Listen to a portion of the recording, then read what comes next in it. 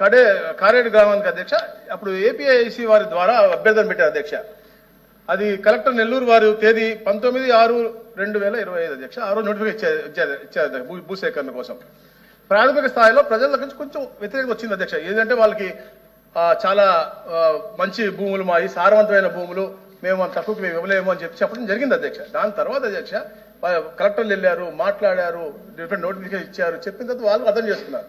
సరే ఇక్కడ సారవంతమైన భూములు 2 పంటలు వస్తాయి కాబట్టి 5 లక్షల రూపాయలు మార్కెట్ వాల్యూ ఉంటే దానికి 12.5 లక్షల రూపాయలు వస్తాయి కాబట్టి 20 లక్షల రూపాయల దాకా వాళ్ళు ఇచ్చి ఒప్పించిన తర్వాత అధ్యక్ష ఈ రోజున అధ్యక్ష 500 ఎకరాల వరకు వాళ్ళే ఇచ్చారు అధ్యక్ష. ప్రతి వారం నేను నిన్న మాట్లాడారు జాయింట్ కలెక్టర్ ప్రతి వారం 100 మంది రైతులు వచ్చి ఇస్తున్నారు అధ్యక్ష. మేమే లాక్కుంది కాదే, వాళ్ళే ఒప్పుకుని. ఎందుకంటే ఆ ప్రాంతంలో 10 లక్షలు ఏదో ఉండేది. ప్రభుత్వం ఒక మంచి ఆలోచనతో ముందుకు వచ్చింది, మంచి ఉపాధి కలుగుతూ ఉంటుంది, ప్రాంతం అభివృద్ధి చెందుతుంది లక్ష్యంతో వాళ్ళు ఆలోచించారు కాబట్టి క్రమక్రమంగా అందరూ వస్తున్నారు అధ్యక్ష. మేము ఇవయ్యా మా ప్రాణాలు పోయినా మేము ఇవయ్యా. మేము అది చెట్టు బతకాలయ్యా, మేము కూడయ్యా, మేము కాయ కష్టం చేసి సంపాదించుకున్నాము. మేము ఎంతో బాధలు పడ్డాము నాయన. మేము ఇట్లా జరుగుద్దని మేము అనుకోలేదయ్యా, మమ్మల్ని ఇట్లా చేస్తారు అనుకోలేదు నాయన. మా ప్రాణం పోయినా మేము పొలం ఇవ్వయ్య. మమ్మల్ని ఊళ్ళో లేకుండా చేసిన చంపినా కూడా మేము ఇయ్యం పొలం. ఆ కొనేవాళ్ళు రమ్మలు ఇక్కడికి, నేను చెప్తా సమాధానము. వీళ్ళందరూ వచ్చి మమ్మల్ని ఎందుకు ఈ రకంగా మా ఉసురు పోసుకుంటున్నారు, ఏం చేయని పోసుకుంటున్నారు? మాకేం ఉద్యోగాలా, మాకేం పెద్దోళ్ళు సంపాదించి గుంపులు ఆస్తులు ఉన్నాయా? ఒక్కొక్క ఎకరా 2 ఎకరాలు 3 ఎకరాలు ఉన్నాయి. మేము నిద్రలేస్తే పొలం పోవాలి, సంపాదించుకోవాలి, బతకాలి. ఎలా బతకాలి చెప్పండి? ఈ మీ ద్వారా బలవంతంగా సేకరించిన భూములను బ్యాంకుల్లో తాకట్టు పెట్టి 1000 ఎకరాలు కాజేసి అవినీతి చేసే కార్యక్రమం చేస్తున్నారు తప్ప ఏ ఒక్క చోట పరిశ్రమలు రాలేదు.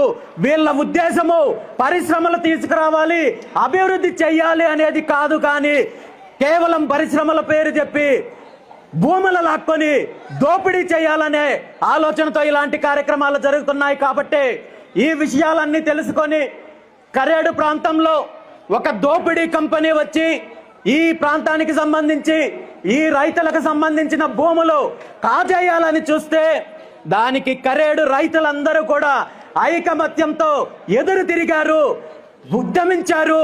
మేము ఇవ్వము, మా భూములు మాకు కావాలని చెప్పి ఎదురు తిరిగితే అనేక రకాలుగా వ్యవస్థలను అడ్డం పెట్టుకొని, అధికారాన్ని అడ్డం పెట్టుకొని భయభ్రాంతులకు గురి చేసే కార్యక్రమం చేశారు.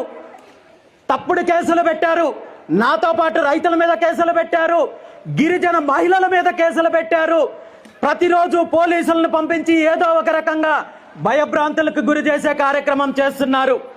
నేను ఈ సందర్భంగా ఒక్కటే చెప్తున్నాను, ఈరోజు మీరు వ్యవస్థలను ఉపయోగించి లేదా అధికారాన్ని ఉపయోగించి పోలీస్ వ్యవస్థను ముందు పెట్టి భయభ్రాంతులకు గురి చేసి రైతుల దగ్గర నుండి బలవంతంగా పొలాలు తీసుకోవాలని చూస్తే అది మీ అమాయకత్వం అవుతుంది.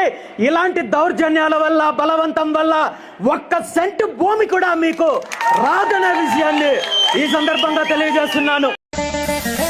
దేశమా స్వతంత్ర దేశమా కుతంత్ర దాస్యమా ఆ రామరాజ్యమన్న మాటకిదే అర్థమా? దేశమా స్వతంత్ర దేశమా కుతంత్ర దాస్యమా ఆ రామరాజ్యమన్న మాటకిదే అర్థమా?